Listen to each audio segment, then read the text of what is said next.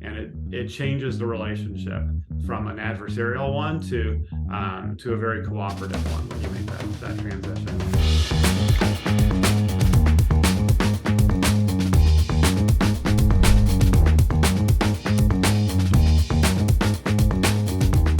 Hey everyone, thanks for joining us today. Today I have my good friend Chris Leonard. He is a fellow coach that I have worked with at a couple of different companies, and he is here to help you as new leaders kind of figure out what's going on for you. So Chris, why don't you start by telling us a little bit about yourself?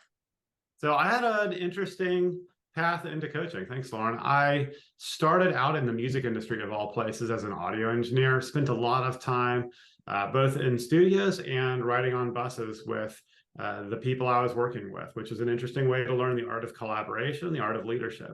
And it was also a great exercise in learning how to do how to ship product every day, because the show went on every day, regardless of whether you felt like you were ready or not. I often use the old adage that's attributed to Lorne Michaels that SNL doesn't start because the show is ready. SNL starts because it's 10:30. So I had to really embody that for a lot of years. After that, I took a hard left turn during the recession into the world of technology and pretty quickly rose as a project manager and then into Scrum Master and coaching, which was a great way to learn how to orchestrate collaboration and help leaders in a totally different context. And you know what? I've taken a lot of what I learned in my first career into my second, and I think it's made me one of the unique kinds of people you'll find doing this. And so I've been bouncing around as an agile coach across a lot of different industries and companies in retail, healthcare, and pharmaceuticals especially. And I have a little bit of one-on-one coaching in the small business world too. So I'm really enjoying it.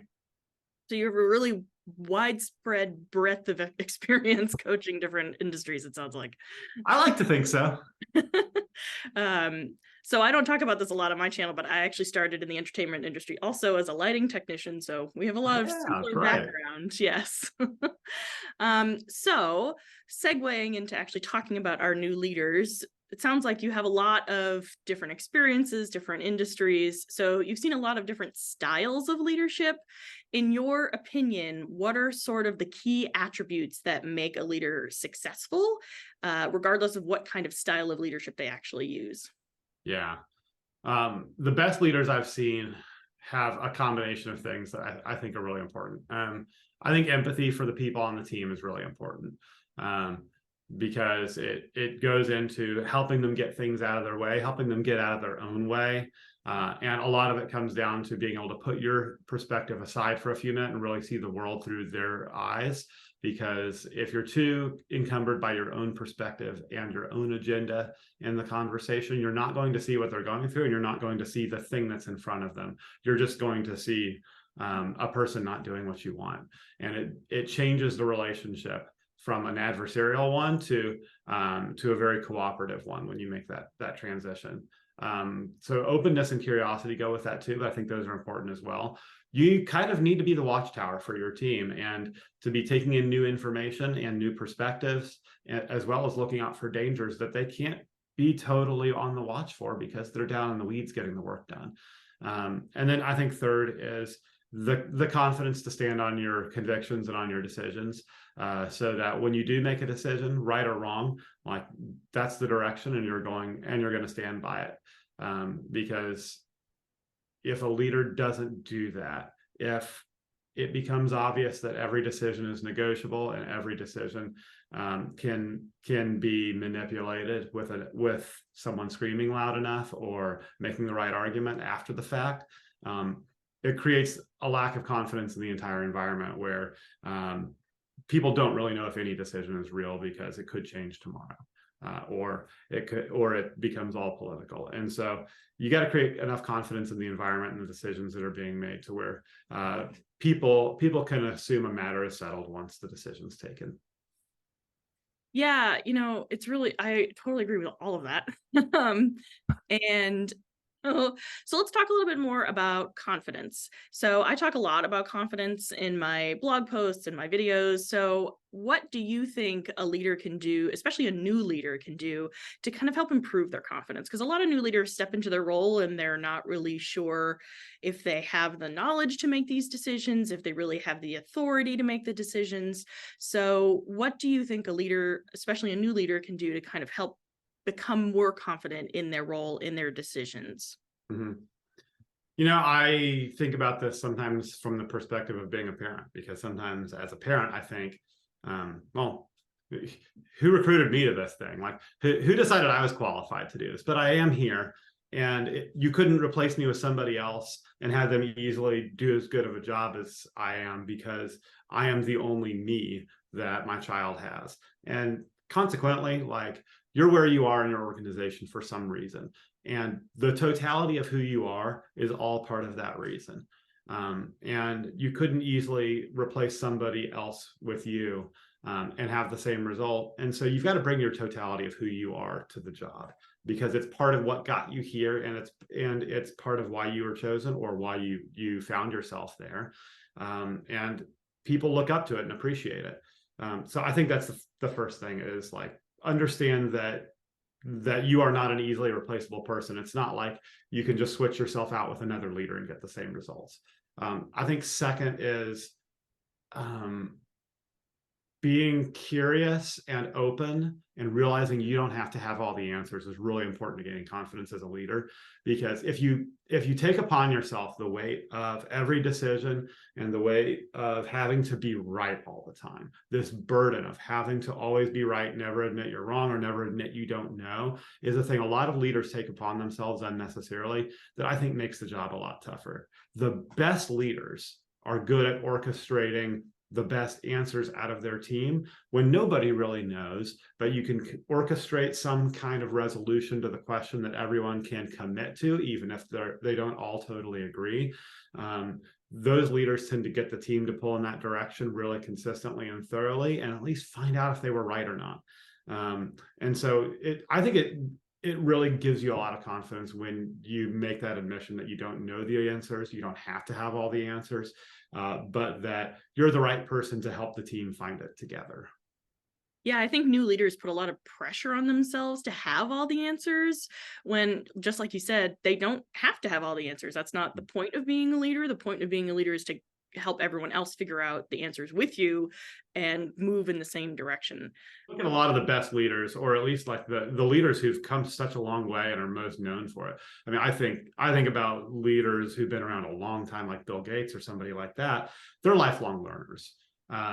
You know, there's a reason that everybody will click on Bill Gates's or Barack Obama's reading list. It's because these people are constantly vacuuming in information, and they're very curious. And that level of curiosity, it may look like that makes them a sage and a know-it-all, but actually it's the opposite. It's an admission that they don't know everything, and that even for as far as they've come, they know there's a lot more they need to know to face the future and to be a leader in the future context. They got to understand it soon. And so taking in lots of information and being a lifelong learner, that's one of the skills you really got to model as a leader. And it gives you confidence if you're constantly learning. Yeah, that curiosity to understand, like, hey, I know I don't know everything, so let me go learn more.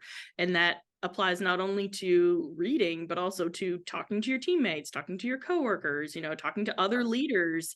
It really kind of snowballs into this, collaborative curiosity. Yeah, absolutely.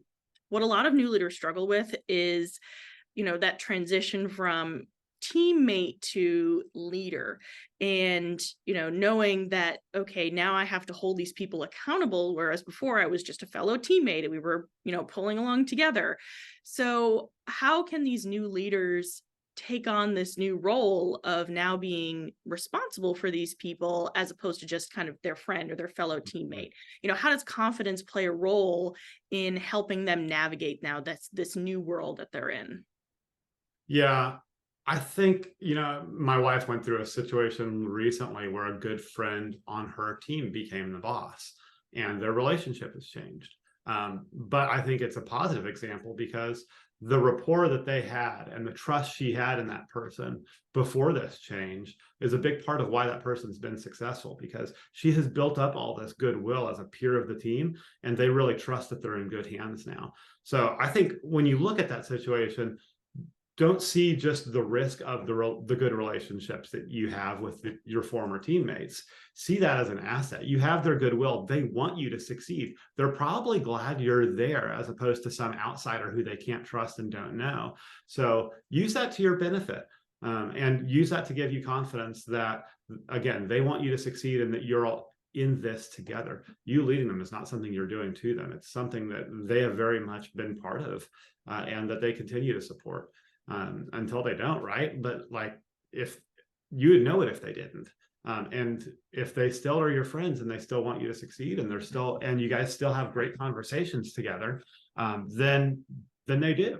And so continue to be you, because you being who you are, having the interests that you do, the sense of humor that you do, relating to them the way that you do, is part of why you're here again.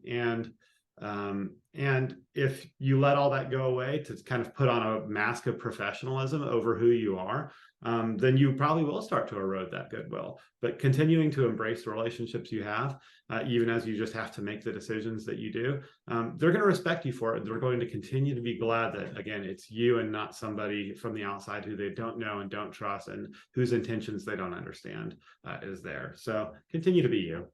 Yeah, that's great advice. And then, when you have to start holding them accountable, you already have that relationship, that, rapport with people. So it's a little bit easier to go to them and say, hey, it looks like this, metric isn't where it needs to be. What can we do together to kind of help, move things along or change things or whatever? You have that history with them. So it's a lot easier to go back and have those conversations. People assume it's going to be harder because you have a history, but it actually ends up being easier. And they know you've done the work before too. That builds confidence that you're making the decision from a good basis of information and empathy with them, as opposed to somebody coming in with a more academic perspective who doesn't really understand them. Yeah, for sure. All right. And finally, what final piece of advice would you give to a new leader just starting in a new role? What would you do to encourage them to be successful? I think a big thing is to have realistic goals for yourself and realistic goals for your team. The two biggest mistakes you can make are to not have any goals at all for yourself or your team, or to be so wildly ambitious for you and them that it becomes demotivating and disengaging. I've had so many leaders fall over either of those guardrails, and so few that manage to stay on that road of giving you a useful goal that we can all rally around, and giving you a personal goal that is both useful to your context and helps you move forward in your career. So having that for yourself and for your whole team is really important. And whether that means taking a walk to go come up with that stuff, spending a day off thinking about that stuff, or spending some time reading up to it, asking peers, asking your leader what the right goals should look like, and reading about what good goal setting looks like. That's really important. So I think that's the single biggest thing I would give to new leaders is don't just see goal setting as a formality. It is really integral to how you lead and how you build those relationships with your team. Yeah, for sure. If people want to get in touch with you, how can they do that, Chris? I'm on LinkedIn at Chris Leonard. So it's linkedin.com/let's hire Chris Leonard. So Really? That's where to find me. I'm also crsleonard@gmail.com. Great. All right. Thanks so much for being here today, Chris. Thanks, Lauren. I appreciate the opportunity.